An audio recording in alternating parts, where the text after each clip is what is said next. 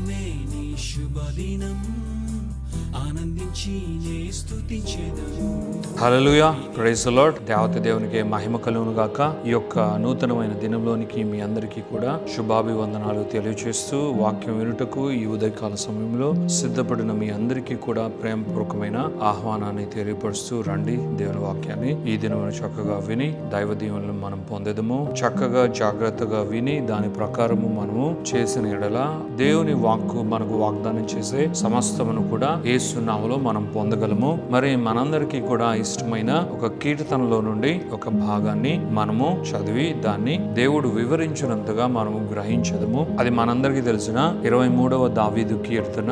ఈ 23వ దావీదు కీర్తన ఎంతో ప్రాముఖ్యమైంది. ఇది మన జీవితాలను మార్చింది. ఇది మన జీవితములను కట్టే కీర్తనగా మాత్రమే కాక ప్రతి నిత్యము కూడా మనల్ని పలకరించే కీర్తనగా ఇది ఉంది అని మనము తెలుసుకోగలము. ఇది దావీదు రాసిన కీర్తనగా ఇది ఎంతో పాపులర్. అలాగుననే ఈ కీర్తనలోని 6 వచనములలో ప్రతి లేఖనము కూడా ఒక వివరణాత్మకమైన సూచనను మనకు చూపిస్తూ, అసలు దేవుడు మన గురించి ఏమనుకుంటూ ఉన్నాడు, మన కొరకు దేవుడు కలిగిన ప్రణాళిక సిద్ధపాటు ఏంటి, అలాగుననే మనము దేవుని ఎలా వెంబడించాలి, దేవుని ఎలా చూడాలి, దేవుడు మన జీవితంలో ఎంత ప్రాముఖ్యమైన వాడో ఆ విధముగానే ఆయన ప్రొవిజన్ కూడా మన జీవితంలో ఎంత గొప్పదో వివరించే లేఖనములు ఈ కీర్తనలో ఉన్నాయి. మరి దేవుడు దీని ద్వారా మిమ్మల్ని నింపి దీవించును గాక. మరి మొదటి కీర్తన, యెహోవా నా కాపరి, నాకు లేమి కలుగదు అని దావీదుకు దేవునితో ఉన్న అనుబంధము, ఆ సంబంధము మాత్రమే కాదు ప్రియులారా, గొర్రెల కాపరిగా దావీదు తన జీవితాన్ని ఏ విధంగా ఒక బాధ్యత కలిగిన ఆ యొక్క స్థితిలో నుండి వచ్చాడో దావీదుకు తెలుసు. అయితే దావీదుకు నాకన్నా గొప్ప కాపరి ఉన్నాడు. దేవుడే ఆ కాపరి, దేవుడే గొప్ప కాపరి, దేవుడే మంచి కాపరి. మరి దేవుడే గనుక కాపరిగా ఉండగలిగితే, అది నా కాపరిగా ఉండగలిగితే, నేను ఏ కొదువ కొరతతో ఏ లేమితో నేను చింతించను, నేను కలవరపడను అని దావీదు తన ఎక్స్పీరియన్స్ ని జోడించుకొని తాను దేవుని సన్నిధిని అనుభవిస్తూ దేవుడు ఎలాగా మనకు కాపరిగా ఉండగలడో దాన్ని ఆయన చూపిస్తూ ఈ గొప్ప ఆశీర్వచనమును మనందరికీ కూడా కీర్తన రూపంలో ఆయన తెలియపరుస్తూ ఉన్నాడు. దేవుడు ఈ వాక్కుతో మిమ్మల్ని దీవించును గాక. మరి నిజముగానే యెహోవా మన కాపరి అవ్వగలిగితే మనకు ఏ లేమి కొదువ ఉండదు. మనము అలాగుననే ఎందులో కూడా మనము తక్కువ వారముగా అవ్వము, అనగా డిక్రీజ్ కూడా మనకు ఉండదు. కానీ దేవుడే మన కాపరిగా ఉండగలిగితే మనకు ఇంక్రీజే ఉంటుంది. మన జీవితంలో మనం ఇంక్రీజే అవుతాము అని దీని ద్వారా మనం తెలుసుకోవాలి. మరి అలాగుననే రెండవ వాక్కు, పచ్చిక గల చోట్ల ఆయన నన్ను పరుండు చేయుచున్నాడు, శాంతికరమైన జలముల యొద్దకు ఆయన నన్ను నడిపించుచున్నాడు అన్న ఈ యొక్క వాక్కును కూడా మనం చూడగలిగితే, నిజముగా యెహోవానే మన కాపరి అయినప్పుడు మరి పచ్చిక గల చోట్లకు కాకుండా ఆయన కరువుగా ఉన్న ప్రాంతంలోనికి, లేమి ఉన్న ప్రాంతంలోనికి, అలాగుననే ఎడారులలోనికి, ఏమీ దొరకని ప్రాంతంలోనికి నడిపించేవాడు కాదు. ఆయన మంచి కాపరి కాబట్టి, ఆయన మేత వేయు కాపరి కాబట్టి, ఆయన సర్వ సమృద్ధిని అనుగ్రహించేది కాపరి కాబట్టి, పచ్చిక గల చోట్లకే మనల్ని నడిపించి అక్కడ ఉన్న సర్వ సమృద్ధితో పాటు అక్కడ ఉన్న భద్రతను కూడా దయచేవాడుగా ఉన్నాడు. అంత మాత్రమే కాకుండా శాంతికరమైన జలములు అని ఎప్పుడైతే మనము పలుకుతామో వెంటనే మనకు గుర్తుకు రావలసింది అది నదుల వలె జలజల పారుచు, అది లోతు లేని స్థితి కాదు, కానీ లోతైన స్థితి ఉండేదే శాంతికరమైన జలముల యొక్క స్థితి. కాబట్టి మన ఆత్మీయ జీవితము కూడా ఎప్పుడైతే దేవుని యొక్క సన్నిధిలో మనం ఉంటామో, దేవుని సన్నిధితో మనము నింపబడి ఉంటామో, అలాగుననే దేవుడు మనకు అనుగ్రహించు సర్వ సమృద్ధితో మనం ఉంటామో, మనము లోతైన ఆత్మానుభూతిని కలిగి, లోతైన పునాదులు మనము కలిగి, నీరు ఎలాగున లోతైన ప్రాంతములకు లోతట్టుకు వెళ్ళి లోతులోనికి వెళ్ళి అది పునాది వేసుకొని ఉండునట్లుగా మనము కూడా లోతుల్లోనికి మన ఆత్మీయ స్థితిని వేసుకుని, యేసయ్య అన్న బండ పైన మన ఇంటిని కట్టుకొని దాని పునాది లోతుల్లోనికి మనం వేసుకొని మనము దృఢముగా ఉంటాము, బలముగా ఉంటాము. కరువు వచ్చిన ఏ యొక్క పరిస్థితి పరిస్థితులు వచ్చినా సరే మనము భయపడము, వాటిని గూర్చి మనము జడియము. ఇది మనకు ఈ వాక్యం నేర్పిస్తుంది. దేవుని నామానికే మహిమ ఘనత ప్రభావాలు కలుగును గాక. అలాగుననే 3వ వచనాన్ని మనం చదువుకోనగలిగితే, నా ప్రాణమునకు ఆయన సేద తీర్చుచున్నాడు, తన నామమును బట్టి నీతి మార్గములలో నన్ను నడిపించుచున్నాడు. దేవత దేవునికే మహిమ కలుగును గాక. మరి ఈ మంచి కాపరి, ఈ సర్వ సమృద్ధిని అనుగ్రహించడు ఈ కాపరి మన ప్రాణమునకు సేద తీర్చు కాపరిగా ఉన్నాడు. మన ప్రాణములకు అవసరమైనదేంటో దానిని పెట్టు కాపరిగా, దానిని అనుగ్రహించు కాపరిగా ఉన్నాడు. మరి నిజముగా మన ప్రాణము యేసుక్రీస్తు వాక్కు చేత తెప్పరిల్లుచు ఉన్నది కాబట్టి నిజముగా ఈ భూమిపైన దేనిని బట్టి మన ప్రాణము కన్వర్ట్ అవ్వదు, కానీ దేనిని బట్టి మన యొక్క సోల్ రీఫ్రెష్ అవ్వదు, కానీ అది మన ప్రభువగు, మన రక్షకుడగు, మన యేసయ్య అనుగ్రహించు వాక్కు చేతనే, ఆయన వాక్కు మనకు కనుపరుచు మార్గములలోనే మన ప్రాణము రీఫ్రెష్ అవుతుంది, అది రీస్టోర్ అవుతుంది. అలాగుననే అది కన్వర్ట్ అయ్యి దేవుని వైపుగా నడుస్తుంది అని దీని ద్వారా మనం తెలుసుకోవాలి. ఈ 3 ఆశీర్వచనములు మనల్ని ఎంతగానో నింపుచూ ఉండగా, మరి భయంకరమైన గడ్డు పరిస్థితి వచ్చినా, భయంకరమైన మరణ పడక అనబడే స్థితి వచ్చినా సరే ఎలాగున దానిని అధిగమించవలనో దావీదు కీర్తన మనకు నేర్పిస్తుంది. కాబట్టి 4వ వచనంలో, గాఢాంధకారపు లోయలో నేను సంచరించినను ఏ అపాయమునకు నేను భయపడను, నీవు నాకు తోడయుందువు, నీ దుడ్డు కర్రయు నీ దండమును నన్ను ఆదరించును అని దావీదు దీనిని అనుభవపూర్వకంగా రాస్తూ ఉన్నాడు. దావీదు ఫేస్ చేసినదంతా కూడా ఒక అనుభూతి, అంత మాత్రమే కాదు. దావీదు కేవలం ప్రాబ్లమ్స్ గురించి మాట్లాడట్లేదు, కానీ ఆ ప్రాబ్లమ్స్ వచ్చినప్పుడు తనతో ఉన్న దేవుడు ఎలాంటి సొల్యూషన్స్ ఇచ్చాడో అది ఆయన కీర్తన రూపంలో రాయడం జరిగింది. కాబట్టి మరి గాఢాంధకారపు లోయలో నేను సంచరించిన అంటే దాని అర్థము వాక్యంలో సెలవిచ్చినట్లుగా మరణము అన్న నీడ నన్ను ఎదుర్కొన్న దానికి నేను భయపడును, కానీ దేవుని శక్తి ద్వారా దాటి మరింత మెరుగైన స్థితిలోనికి నేను దేవుని శక్తి ద్వారా వెళ్ళెదను. ఇది నాకు దేవుని వాక్యం ఇస్తున్న అభయము.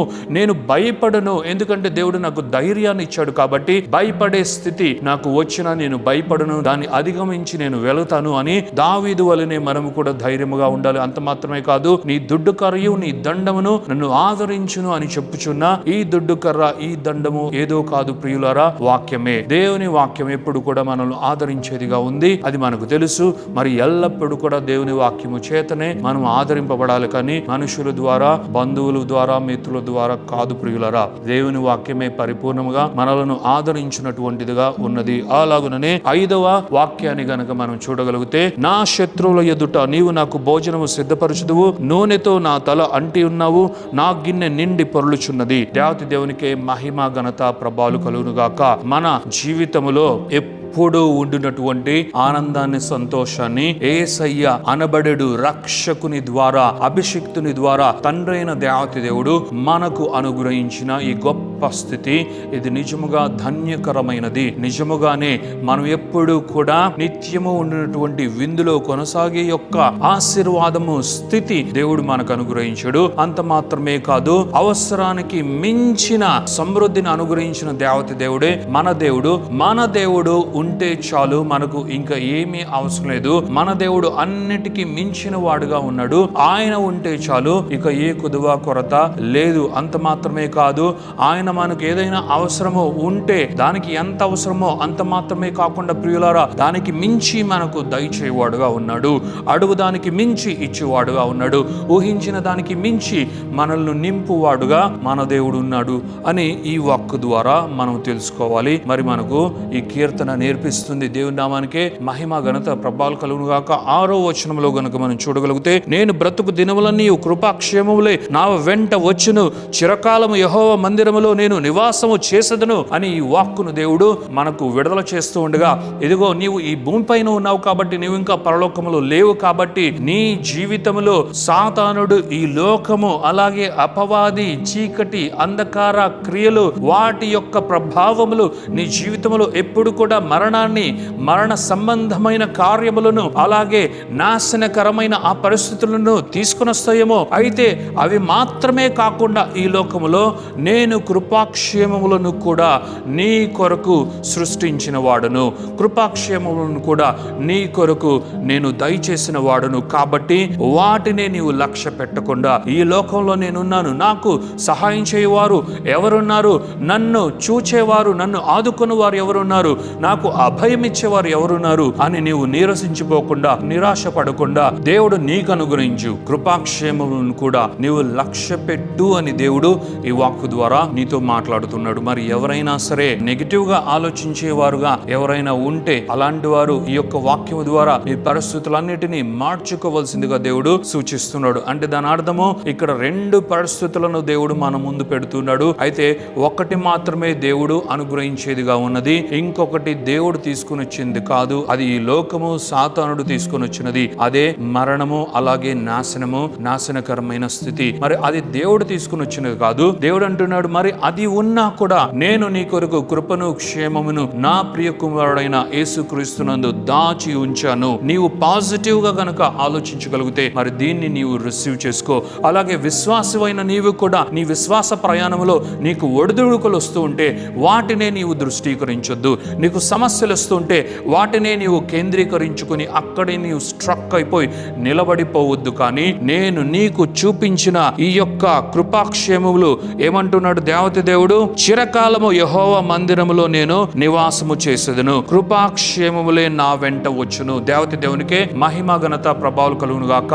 రక్షింపబడిన దేవుని బిడ్డగా విశ్వాసి అయిన నేను దేవుని రాజ్యములో ఉండగా నా వెంబడి పరిస్థితులు వచ్చిన, నన్ను తరుముకొనే ఇబ్బందులు, ఇక్కట్లు, కష్టములు, ఇరుకులు, శోధనలు, అనేకమైన గడ్డు పరిస్థితులు వచ్చినా సరే నేను ఎల్లప్పుడూ కూడా ఆయన మందిరములో నేను నివసించదును. ఎందుకంటే అదే నాకు ప్రియమైనది. ఆయన సన్నిధిలో నివసించడం అన్న దానికి మించిన ఆనందం, సంతోషం నాకు లేదు. అలాగుననే నా వెంబడి ఎన్ని వచ్చినా వాటిని నేను లెక్క పెట్టను, కానీ నా వెంబడి వచ్చే కృపాక్షేమములనే నేను లెక్క పెడతాను. ఎందుకంటే మిగిలినవి దేవునివి కాదు, కానీ ఇది మాత్రమే దేవుడు నాకు అనుగ్రహించినది. కృపాక్షేమములు నన్ను వెంబడించులాగున, అవి నాకు వరించులాగున, అవి నన్ను నింపులాగున, నా జీవితాన్ని అవి కప్పివేయులాగున, వాటి చేత నేను కుమ్మరింపబడులాగున, వాటితో నేను సర్వ సమృద్ధిని నింపుకొని అనుభవించులాగున అవి మాత్రమే నన్ను చేయును. కాబట్టి వాటిని నేను అనుమతిస్తా నా జీవితంలో అన్న యొక్క నిర్ణయాన్ని,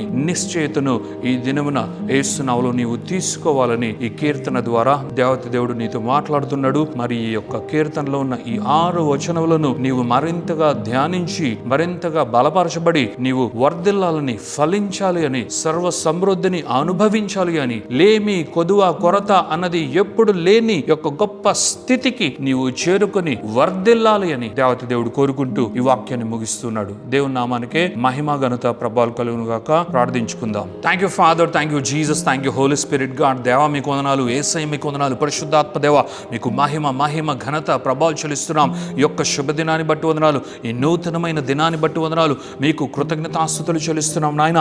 ఇదిగో తండ్రి, నేనే కాపరిని, నేనే మీ మంచి కాపరిని అని తెలియపరిచిన దేవత దేవుడుగా నాయన, ఇదిగో ఏ కొరత కొదువ లేకుండా ఇదిగో సర్వ సమృద్ధిని అనుగ్రహించి నాయన, ఇదిగో పచ్చిక బయళ్ళలో నాయన, పచ్చిక గల చోట్ల సర్వ సమృద్ధిని, భద్రతను అనుగ్రహించి అక్కడి నుండి నాయన అనేకమైనవి అనుగ్రహిస్తూ నాయన, ఇదిగో తండ్రి నాయన, ఇదిగో తండ్రి మరణ ఛాయలు ఇదిగో నాయన ఎదురించినా సరే వాటి నుండి నాయన అధిగమించి మరి వాటిని దాటుకొని మరి ఇదిగో తండ్రి నాయన మేలులోనికి, క్షేమములోనికి నాయన మేము నాయన మీ శక్తి ద్వారా నడిపింపబడి మరి ఇదిగో చివరిగా నాయన ఇదిగో తండ్రి నాయన కృపాక్షేమములని ఏ విధముగా నాయన అనుభవించవలెనో అవి మమ్మల్ని ఎలాగా వెంబడించు ప్రణాళికలో మీరు మమ్మల్ని పెట్టారో నాయన మీ బిడలు తెలుసుకునే నాయన కృపను, ధన్యతను మీరు అనుగ్రహించినందుకు మీకు మహిమ ఘనత ప్రభావాలు చెల్లిస్తూ మీ బిడ్డలందరినీ బ్లెస్ చేస్తూ నాయన ఇదిగో తండ్రి ప్రతి ఒక్కరిని మీ చేతులుగా చెప్తూ